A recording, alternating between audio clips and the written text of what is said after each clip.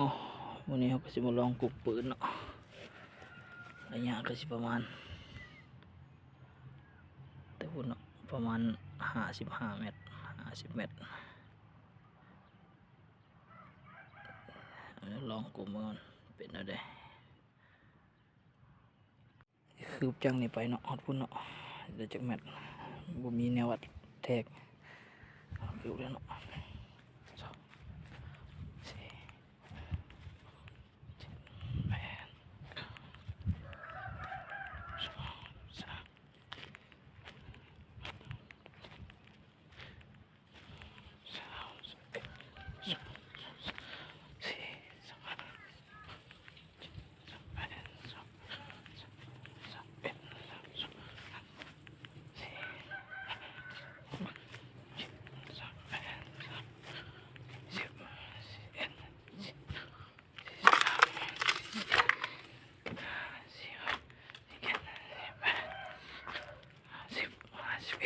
51 คืบ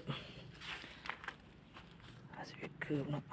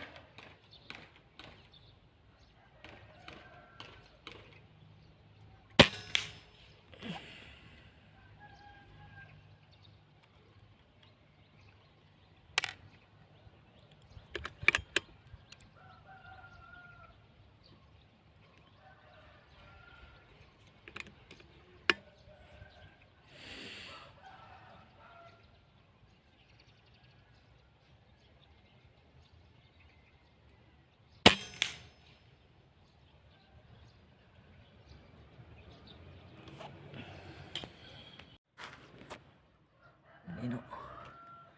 ยังกินเนาะ6 บาทหรือ5 บาทนี่แหละอันนี้นี่อันยิงตัวนี้เนาะมันถือออกไปบนขวาเนาะบัฟกล้องใหม่สิลองใหม่อีกวันหนึ่งเนาะ50 ปลาย เมตร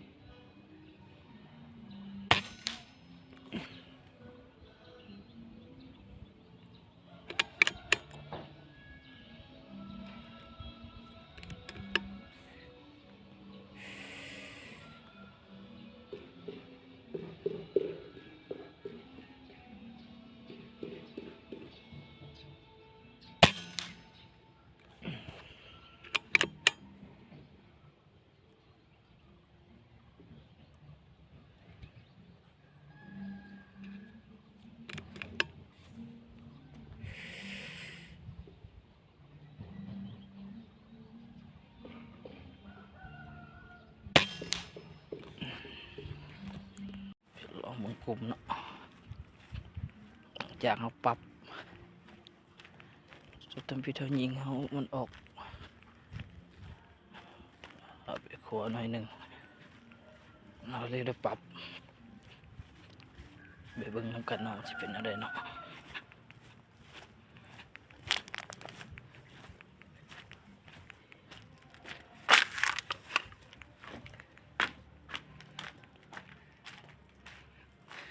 อันนี้ยิง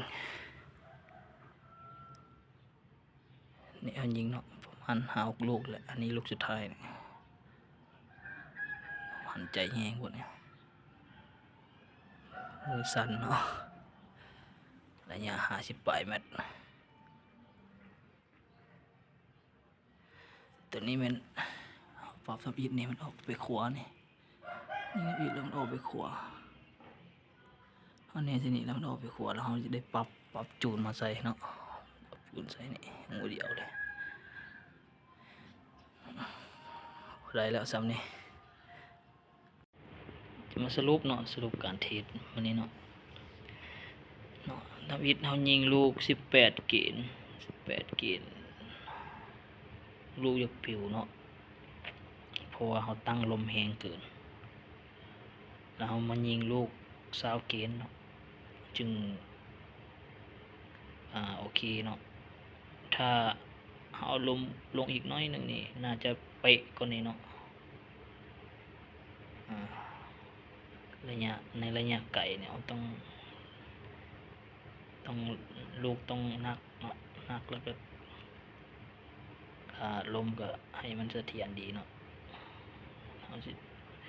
ชุดหน้าเขาก็สิได้เอาลมลงเนาะยิงขอขอบใจที่ติดตามเด้อ